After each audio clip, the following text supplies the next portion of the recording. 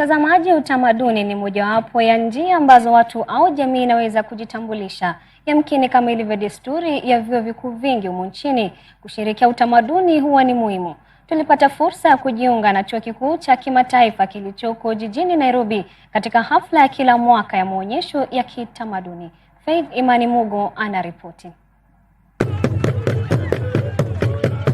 Je, umewahi kujiuliza ni kwa nini watu wana tofauti? Kwa kweli utamaduni katika vizazi vyote umefafanuliwa na upana kati ya maeneo ya kazi, shule, manyumbani na hata katika ulimwengu wa biashara. Tofauti na miaka ya hapo awali, mabadiliko ya binadamu, tabia za kijamii na sekta ya teknolojia imeonekana kwa uwazi, na sasa ulimwenguni kote watu wamelazimika kurekebisha mtindo wao wa maisha kwa njia mbalimbali. Technology has really changed the way we live, because you may find even grandchildren visiting the grandparents.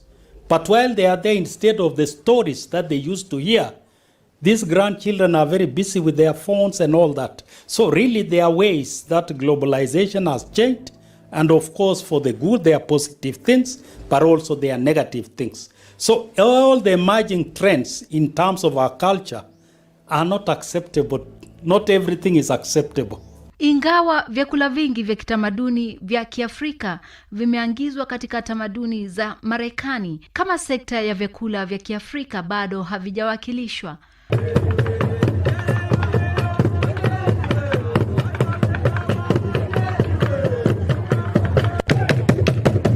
Just along with all the questions we've been asking people and getting to know others both on campus or in our church or elsewhere, to just realize that, you know, you see somebody in China and they tell you they're from a country, but you actually have no idea what that means and what their experience is like, because often it's very different, especially from my own experience.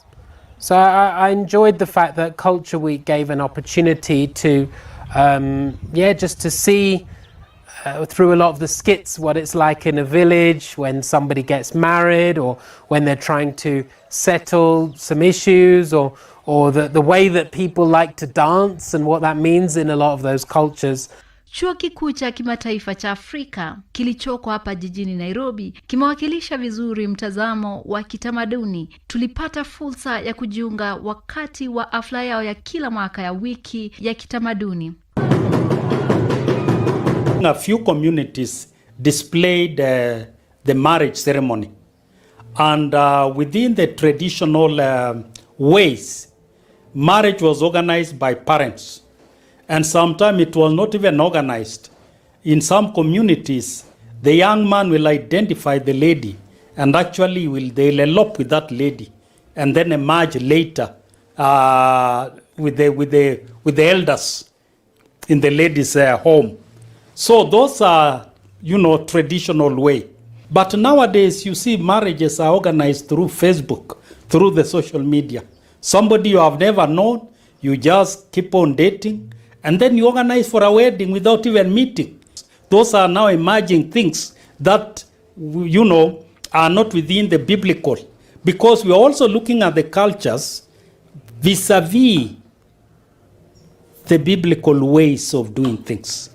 Because the Bible is very clear on how we should do things.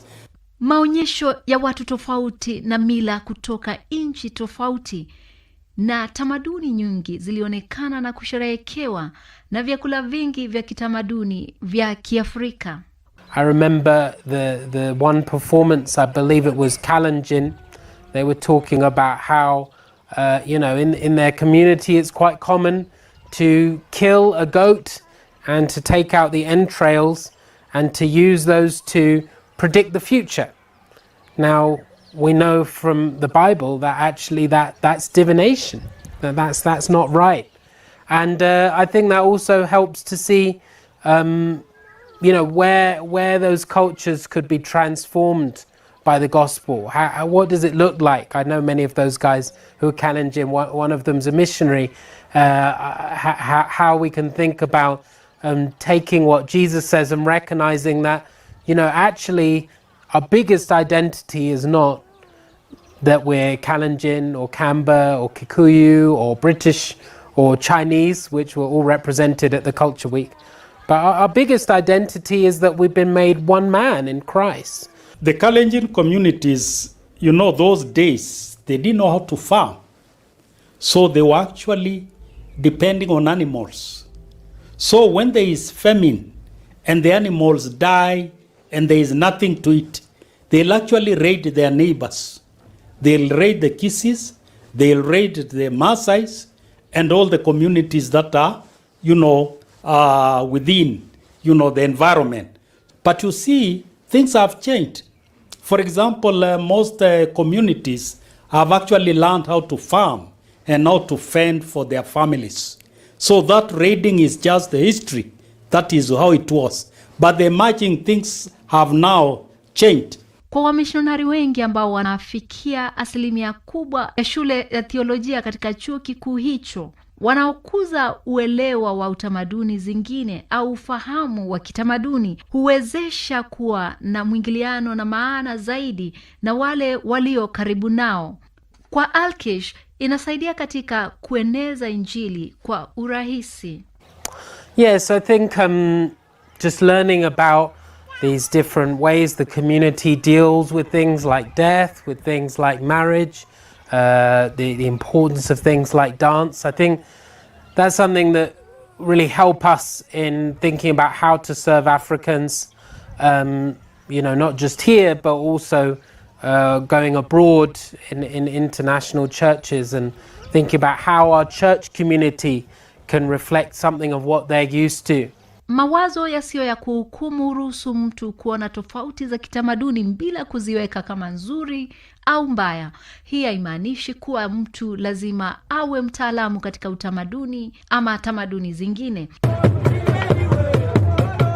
Inamaanisha kuwa tayari kuwa na nia wazi na kuuliza maswali ili upate habari zaidi.